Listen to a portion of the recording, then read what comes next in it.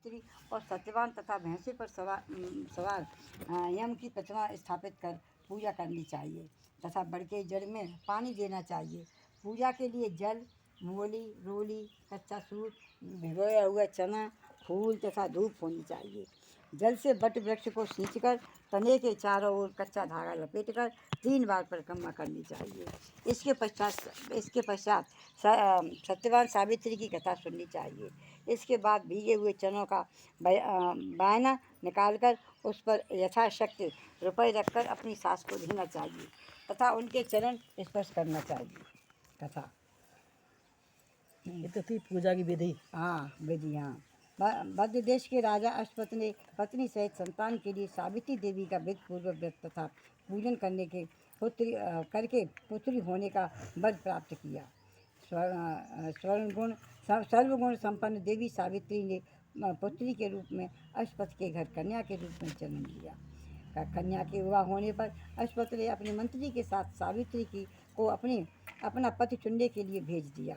सावित्री अपने मन के अनुकूल वर का चयन कर जब लौटी तो उसी दिन देव ऋषि नारद उनके यहाँ पधारे। नारद जी के पूछने पर सावित्री ने कहा, महाराज, दुर्मसेन के पुत्र सत्यवान की कीर्ति सुनकर उन्हें मैंने पति रूप में वरण कर लिया है। नारद जी ने सत्यवान तथा सावित्री के ग्रहों का गणना की कर अश्वथ को बधाई दी तथा सत्यवान के गुणों की भूर प्रशंसा की और बताया कि सावित्री की 12 वर्ष की आयु होने पर सत्यवान की मृत्यु हो जाएगी। नारद जी की बात सुनकर राजा अश्वथ का चेहरा मुरझा गया।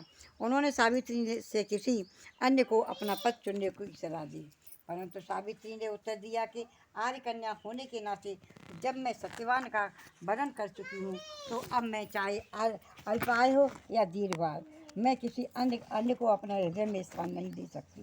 सावित्री ने नारद जी से सत्यवान की मृत्यु का समय ज्ञात कर लिया। दोनों का विवाह हो गया। सावित्री अपने ससुर परिवार के साथ जंगल में रहने लगी। नारद जी द्वारा बताए हुए दिन से 3 दिन पूर्व से ही सावित्री ने उपवास करना शुरू कर दिया।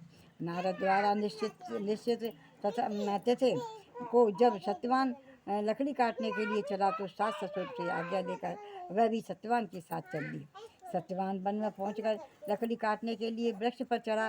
वृक्ष पर चढ़ने के बाद उसके सिर में भयंकर पीड़ा होने लगी। वह नीचे उतरा। सावित्री ने उसे बड़ के पेड़ के नीचे लिटाकर उसका सिर अपना शीश अपनी जांघ पर रख लिया। देखते ही यमराज ने ब्रह्मा के विधान के रूप में रेखा सावित्री के सामने स्पष्ट की और सत्यवान के प्राणों को लेकर चल लिए। कहीं कहीं ऐसा भी उल्लेख मिलता है कि वट वृक्ष के नीचे लेटे हुए सत्यवान को सर्प ने डस लिया था। सावित्री सत्यवान को वट वृक्ष के नीचे ही लिटाकर यमराज के पीछे पीछे चल दी। आती हुई सावित्री को यमराज ने उसे लौट जाने को आदेश दिया।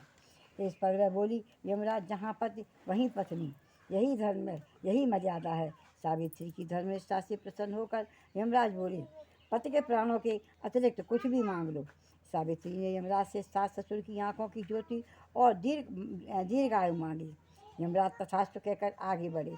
सावित्री भी यमराज का पीछा करती रही। यमराज ने अपने पीछे आती सावित्री के वापस लौट जाने को कहा तो सावित्री बोली, पति के बिना नारी के जीवन में कोई सार्थकता नहीं।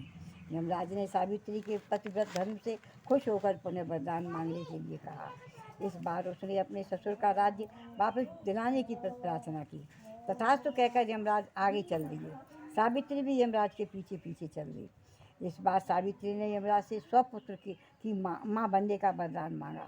तथास्तु कहकर जब यमराज आगे बढ़े तो सावित्री बोली, आपने मुझे स्वपुत्रों का वरदान दिया है, पर पति बिना मैं माँ किस प्रकार बन सकती हूँ? अपना यह तीसरा वरदान पूरा कीजिए। सावित्री की धर्मनिष्ठा, ज्ञान, विवेक तथा पतिव्रत धर्म की बात जानकर यमराज ने सत्यवान के प्राणों को अपने पास से स्वतंत्र कर दिया। सावित्री सत्यवान के प्राण लेकर वट वृक्ष के नीचे पहुंची, जहां सत्यवान का मृत शरीर रखा था। सावित्री ने वट वृक्ष की परिक्रमा की तो सत्यवान जीवित हो उठा। प्रसन्नचित्त सावित्री अपने सास ससुर के पास पहुंची तो उन्हें नेत्र ज्योति प्राप्त हो गई। उसके बाद उनका खोया हुआ राज्य भी उन्हें मिल गया। आगे चलकर सावित्री स्वपुत्रों की माता बनी। इस प्रकार चारों दिशाएं सावित्री के पतिव्रत धर्म के पालन की कीर्ति से गूंज उठी। बोलो सावित्री मैया की सावित्री जय। मैया की जय, सत्यवान सावित्री की जय हो। जय हो। जय श्री राम। जय श्री राम। कन्या को देखना। हाँ। बट सावित्री व्रत की कथा सुनी आप लोगों ने, हाँ। बहुत ही प्यारी थी और ये हमारी माता जी ने सुनाई है। हाँ। अच्छा। राधे राधे। राधे राधे। हाँ हाँ हाँ, वीडियो बनाई लेंगे।